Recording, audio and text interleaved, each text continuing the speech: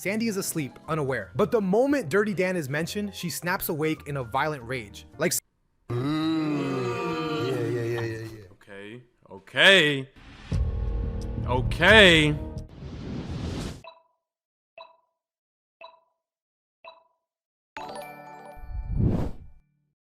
And we are react to a video from the one, the only, the homie, MustardPregnancy, crazy name, the SpongeBob Dirty Dan theory. I get it. I'm actually very curious on how the two connect. is Dan Schneider the real Dirty Dan? She say nice things. It makes a lot of sense. I mean, because I will tase her if necessary. Most people remember that SpongeBob episode, Survival of the Idiots. Yeah. Where we get the iconic, I'm Dirty Dan. I'm Dirty Dan. but what if the name Dirty Dan wasn't just a random cartoon gag? Right. What if it was a subtle jab at one of the most powerful and most controversial figures in Nickelodeon history? Said nice things. I appreciate that, cute. I thought you were talking about my channel. I realized you were talking about Pregnancy's channel. I thought you were complimenting me to like somebody else, like, oh, first time in a Stanley stream, and you were like, oh, his channel is very interesting. You should check it. Nah, yeah, Pregnancy's channels. I'm gonna check that out.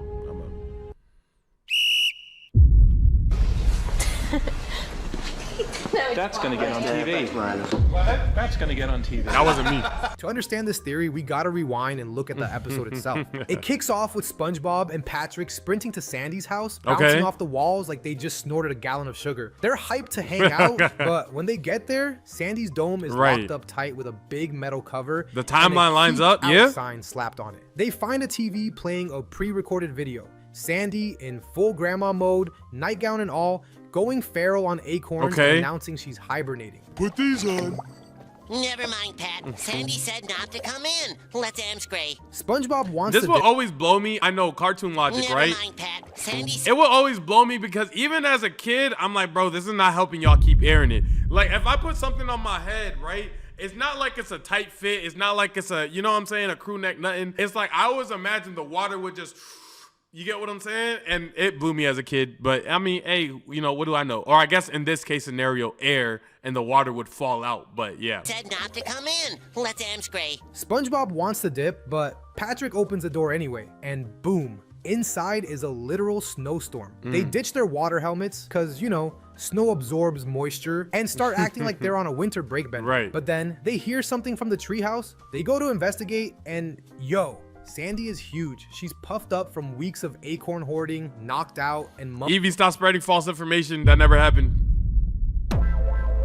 Mumbling in her sleep about two outlaws, Dirty Dan and Pinhead Larry. So what do SpongeBob and Patrick do? I'm Dirty Dan. I'm gonna catch you and throw you in jail at taxpayers' expense. Naturally, they start pretending to be the outlaws. The noise wakes Sandy up mid-dream, and she goes full beast mode, like WWE style mid-air wedgies. SpongeBob and Patrick calm her down by sticking belly button lint in her ear. Gross. Yeah. At what point is Mr. Schneider involved in this? So far, I'm not seeing any overwhelming evidence. I like to always, whenever we do a theory video, I need good convincing. I can't just have you say something and for it to be truth. I need the stars to start aligning. We're 2 minutes in. I need the stars. Yes, actual lint from Patrick. It knocks her back out, so they head outside again and start fighting over who gets to be Dirty Dan. Right. I'm Dirty Dan. I'm Dirty Dan. I'm Dirty Dan. Let's get 2x4. I'm Dirty Dan. All the noise knocks the earmuffs off, and Sandy wakes up again. Patrick snitches, gets bodied. In the end, SpongeBob and Patrick put on Sandy's fur to stay warm, but right after they do, spring arrives and Sandy wakes up. She sees them wearing her fur, gets mad, and ties them to herself as a replacement coat until her fur grows back. Okay, but I know what you're thinking. What does this episode have to do with Dan Schneider? That's exactly what I was thinking. A hat of spoons, and we get Had a spoon. a hat of spoons. This is why I'm in Hollywood. Yeah. Eat your cereal, kids.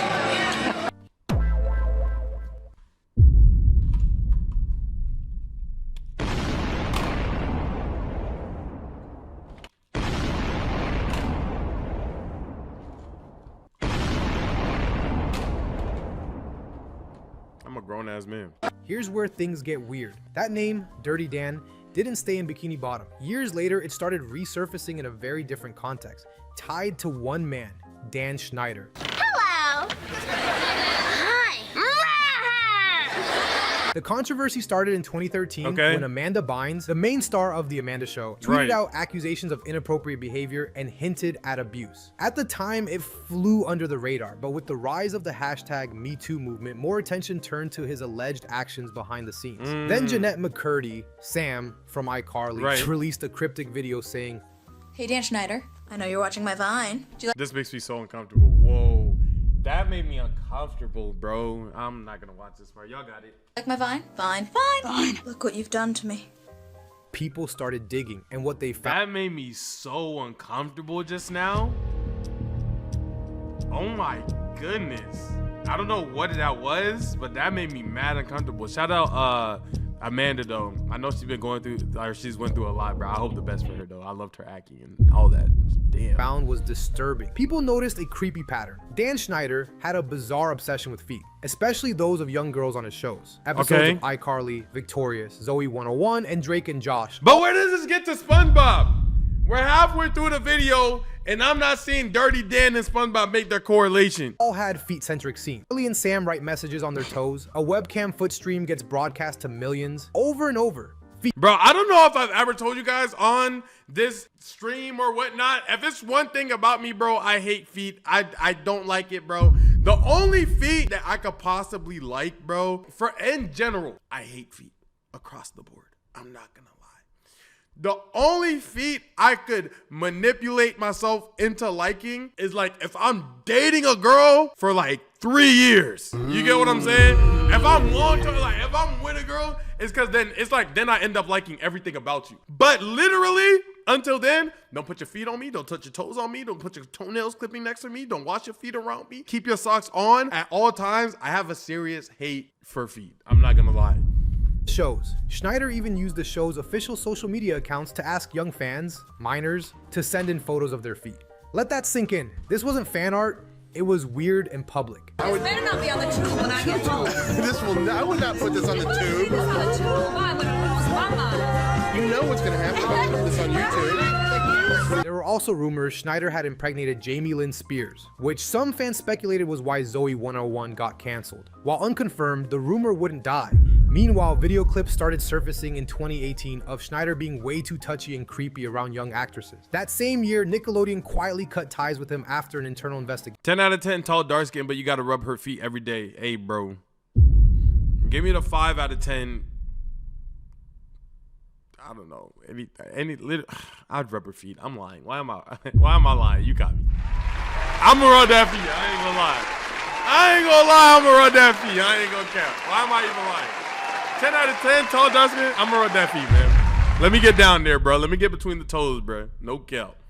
No criminal charges, but the message was clear. Something was off. Former Nickelodeon stars began speaking out more freely. Alexa Nicholas, Jeanette McCurdy, and others described deeply inappropriate behavior from Schneider. What's good, Isaiah? It made me so nervous. Why?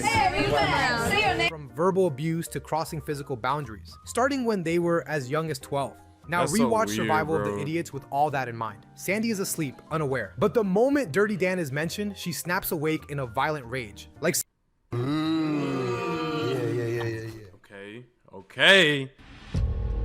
Okay. someone who's been messed with and can't stay silent anymore. That's not just a funny moment, it's symbolic. She chases Dirty Dan relentlessly. The same way rumors about Dan Schneider followed him for years before the truth started coming out. He was a ghost people whispered about in hallways until the rage finally surfaced. And remember the part where SpongeBob and Patrick rip off Sandy's fur while she's sleeping? As kids, it seemed funny, but now it feels dark. Hi, welcome to say my special guest is Wait, hold on. I can't hear. Hold on. It feels dark. Hi, welcome to say my special guest is the executive producer of the Amanda Show, Dan Schneider. Hi. Now you're the executive producer of the show. Yes, I'm the executive producer and the head writer. Amanda Bynes and Jeanette McCurdy both described feeling violated, emotionally and professionally, by someone they trusted. Sandy's fur could represent innocence and safety being stripped away, and that snow, it's cold, numbing, like the silence that surrounded Nickelodeon for so long. Survival of the Idiots aired in 2001. That same year, The Amanda Show was airing. Dan Schneider was rising fast, becoming Nickelodeon's golden boy. Is it possible for a teenage girl to drink water upside down? I'm thirsty! power he had in the network was unmatched. So if you're a SpongeBob writer who sees this guy gaining power and you want to say something but can't do it outright, what do? You make him a villain. You name him Dirty Dan. Think about it. It's not just a coincidence. It's almost like the audience was gaslit into believing they were in on a joke when really they were just witnessing a slow erosion of decency. No cap. And now that we're old enough to look back, what's left isn't fondness. We're left with a sour reminder of how easily expectation gets sanitized when it's profitable. A lot of sweeping under the rug definitely got done. Everybody at that studio know what Dan was on for sure. I warned you, Dirty Dan. Now you just crossed the border into Hurtville. This was Steven Hillenburg and his crew. They knew how to layer meaning. They snuck this character in like an inside joke or a warning. Don't sleep on Pinhead Larry either. He's not just a punchline, he's a decoy. Patrick calls himself Dirty Dan, so SpongeBob ends up being Pinhead Larry, a name so goofy it distracts from the real target. It's classic misdirection. Like any conspiracy, there's always a scapegoat. But Sandy doesn't care. She crushes both of them because both names represent pieces of the same. I don't know who all was there. That episode of iCarly when this British guy came on the show and called everyone a bunch of hobknockers. Yes. I swear you're all just a bunch of hobknockers. So I looked up what it meant on Urban Dictionary, and what is this? Look at the trail of stars connected to him. When a guy hits you in the face with his And one who in public restrooms. What is this? Whoa. Look at the trail of stars connected to him. Amanda Bynes, a child star whose mental health decline was very public. Jeanette McCurdy, her book I'm Glad My Mom Died is filled with hints of behind the scenes trauma. Alexa Nicholas, openly accused Schneider of emotional abuse. Drake Bell. Do we even need to get into that? The Drake situation is so sad. Waking up from a deep sleep and realizing they've been surrounded by a nightmare. I haven't got my costume on yet. Are we close to rolling? Sorry, caught Jerry in a bad. This theory isn't about confirming every detail. It's about recognizing the signs we missed. Right. The episode planted a seed. Right. A weird cowboy name we laughed at as kids, but now it's got a different energy. Dirty Dan was never just a name. It might have been a warning. I'm not gonna lie, I want you to know, I think that Dan dude was egregious, disgusting, gross. I don't know how he's walking freely, all things, all of that. That being said, I think this was kind of a reach. I do think it was kind of a reach. I don't know. Like, you lost me when you said the fur was supposed to be protection 6 minutes into the video by the end, and you know what I'm saying? I hear you. I just don't know if this would be my convincing reason right here. But I hear you though. I do think, nonetheless, he is weird. I definitely think he made them feel unsafe. As far as the theory being connected, I'm not convinced. I'm not unconvinced, but I'm not convinced. This wasn't enough for me. I need more than what you gave me is all that I'm saying. I think that's solid though. If you guys enjoyed the video, make sure that you like, comment down below. I'm gonna catch you in the next one. Peace.